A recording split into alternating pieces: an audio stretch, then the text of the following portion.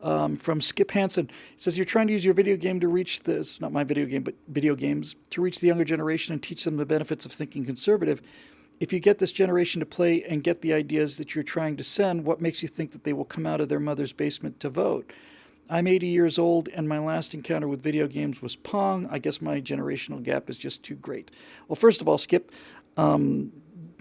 just bouncing off of what we just said, anybody who says that my generational gap may be too great is a person who recognizes the fact that there may be limits to his own knowledge. So there you go. That's already the beginning of wisdom. My entire point on the video game thing is very simple. I'm not going to go into a whole lot of detail. In fact, I'm not going to go into any detail. My thesis is this, Skip. The people that are playing video games are the future of the country. They're young people, and they're not watching movies, and they're not watching TV, and they're not sitting around watching Gilligan's Island, and they're not watching Friends and Cheers. They're playing video games. And my thesis is pretty simple, really. When you get into a video game, basically what you do is two things. You make money and you buy weapons. And the more money you make, the better weapons you can buy. And the better weapons you have, the more money you can make. And my entire thesis is that these people who do, in fact, vote for Bernie Sanders and Hillary Clinton, that's not a joke, they absolutely do.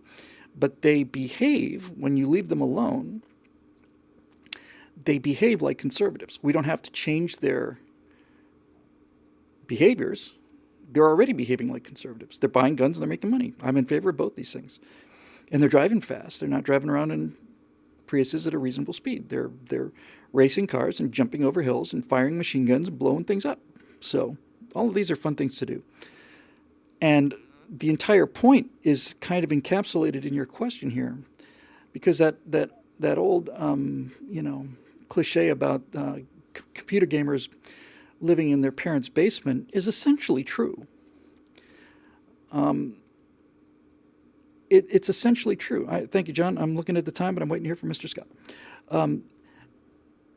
Computer gamers do live in their parents' basements, not necessarily literally all the time, but one of the problems is that somebody once said, well, what are they going to do when it comes time to buy a house? And before I even thought about it, somebody else said, what do they need a house for? They don't need a house. What they need is a small apartment, a microwave oven, and a fast internet connection, because the games get better and better and better and more interesting, more and more believable, more and more realistic every single year.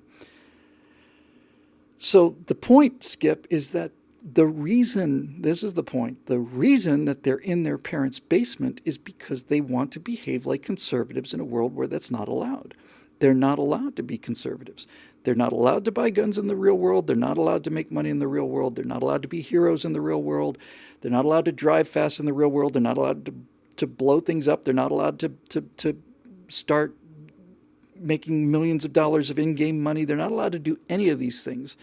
And so the fact that they're in their parents' basement is actually not a bug. It's a feature. In other words, I've come to realize, and come to believe anyway, that they're in the basement not because they're losers, but they're in the basement because they can't stand the world that's going on out here and they have an alternative. There goes the buzz.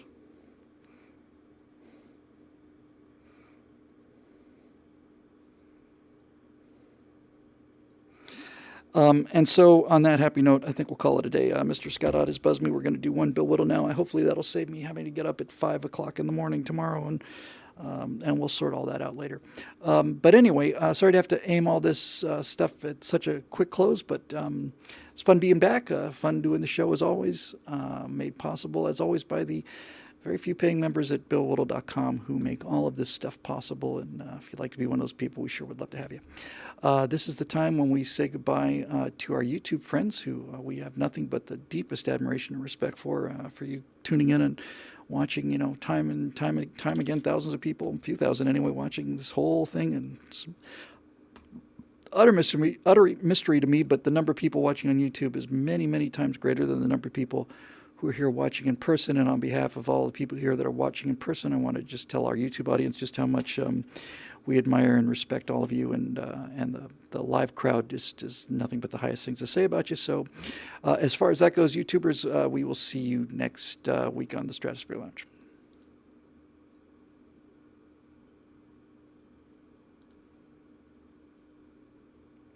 Did that record? Did it not record that? That's not good. Although I did record it on the OBS, which means that all of the stuff is already in there. Strikes me that I did not hit the QuickTime Recorder, but I'm sure I've got it the other way. By the way, I never like those people, those YouTubers. They're just a bunch of just savages and jackasses. So now I have to go put on my red shirt and my brown pants and do another Bill Whittle now with Mr. Scott Ott. So been fun talking with you guys tonight. 2 hours. We got 2 hours in. Not too bad, I suppose. And also nice to tell the story about those men. I think about them all the time, and you probably should think about them some of the time as well. Okay, Gangaroos, that'll do it. And I think this is 2:01. How time flies when you're having fun.